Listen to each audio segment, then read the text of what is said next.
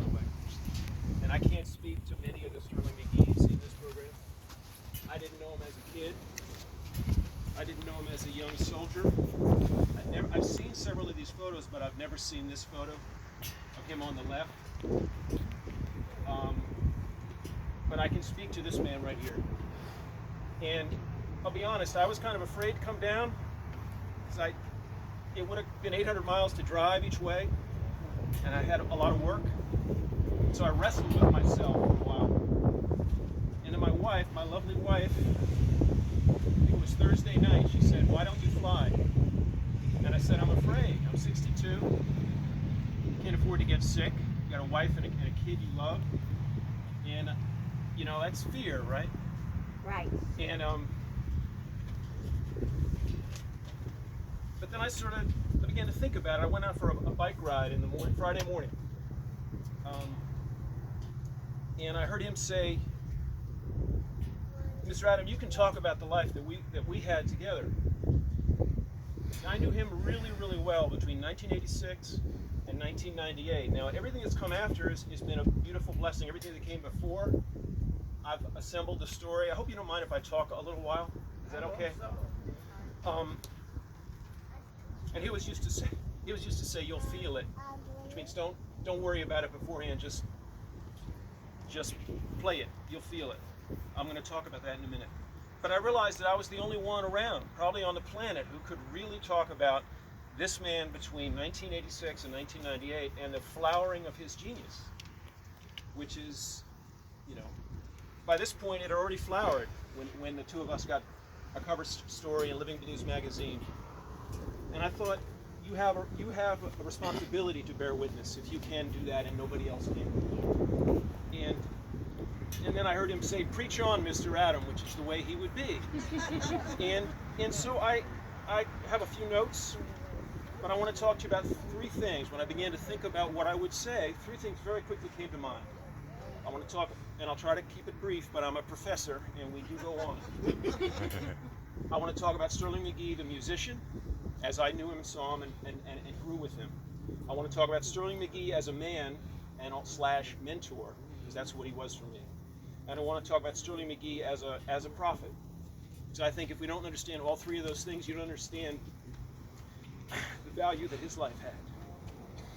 So let me talk a little bit about him as a musician. So again, that first thing he would say is, "You'll feel it."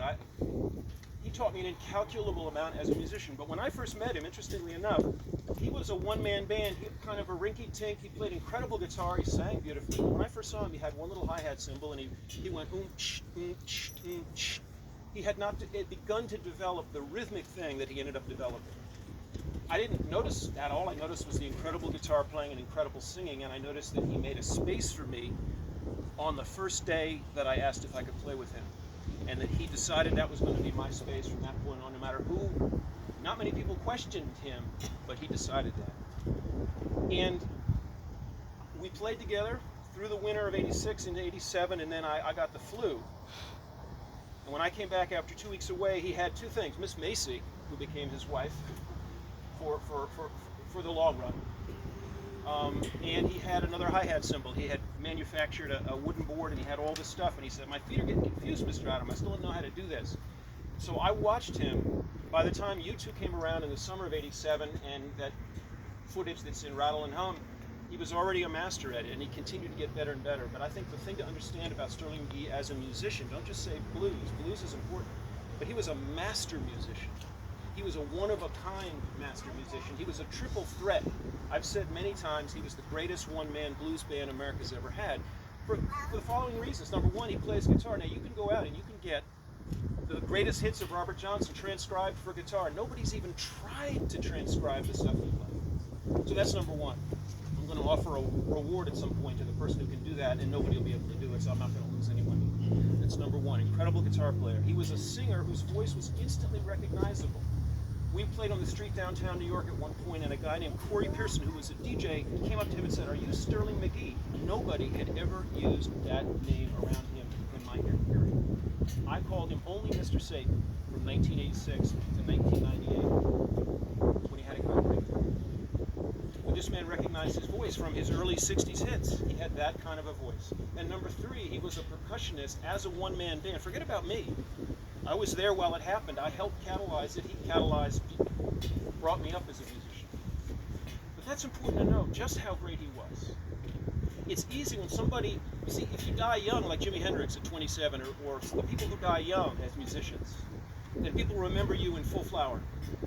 But when you die old, they remember you defanged, they remember you nice and friendly, and he was all of that. He was not defanged, he was nice and friendly. If you'd have a beer, he'd become Mr. Satan again. Trust me, we know that. We know that, and that was his power. That was his power. So this is, as a musician, for me, the great gift was standing there, and I'll always think about being in Harlem, being on 125th Street, watching him go, watching the men around him, and the way that they admired him. Just the way that and the harder he played, the better he played. And it's all there. Go and get Harlem Blues and get C.C. Ryder and just listen to what he does on guitar and percussion and vocals at the same time. That's him as a musician. And I think for young people especially need to know who he was. But I think even his older family needs to understand just how good he was. I watched him flower in that way. Number two, as a man and as a mentor. He was 22 years older than me. He was 50 to my 28 when I met him. I'm 62 now, so I'm 12 years older than when I first met him. I'm 12 years older than that guy with the green.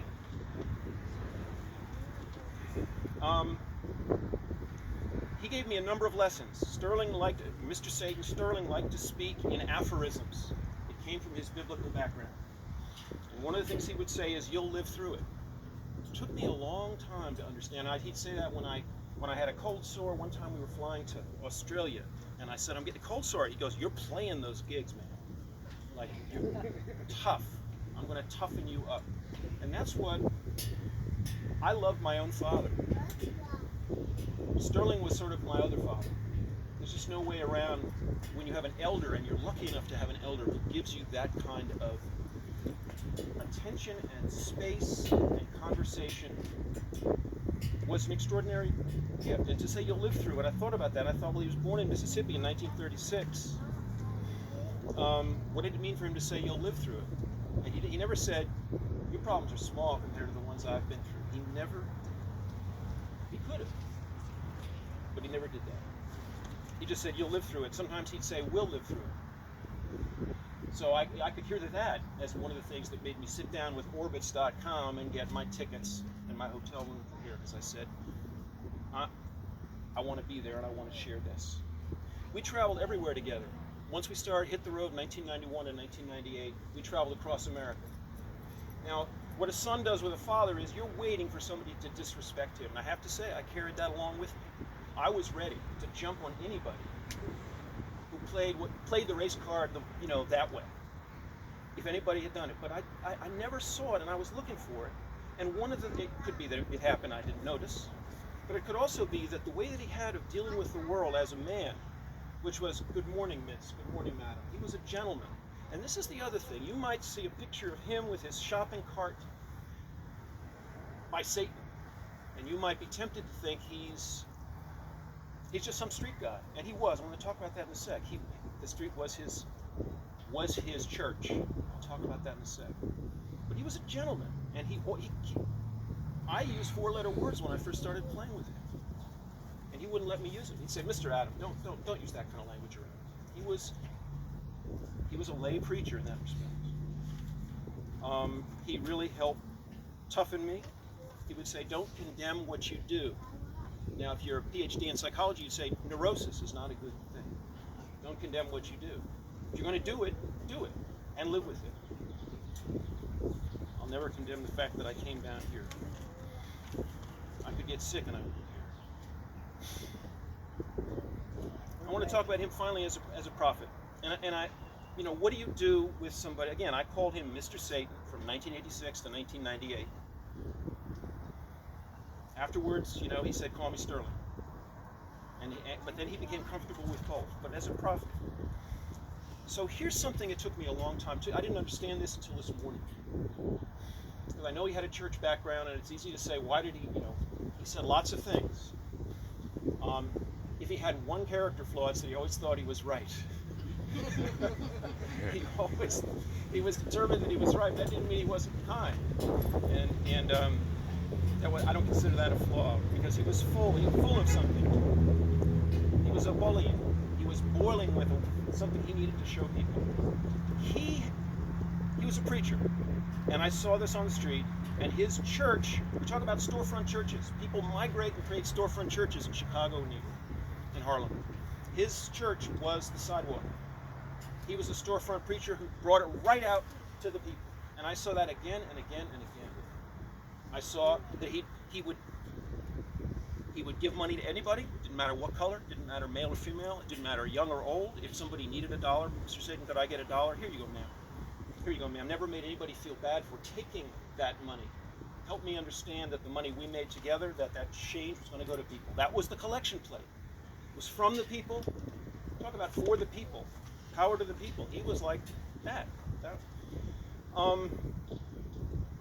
We went out in the world, and his preaching was exactly the same. We went from a black audience in Harlem in '86 to '91 to a largely white audience on the blues circuit, and his preaching was the same.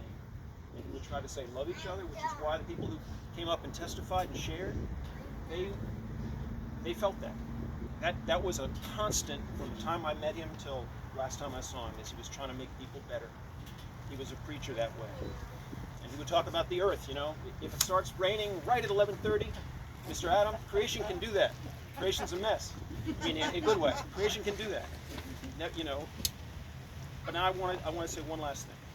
I know I've been talking. I'm going to say one last thing, which is he was, in 1968, Martin Luther King said, "We are tied together in the single garment of destiny, caught in an inescapable network of mutuality."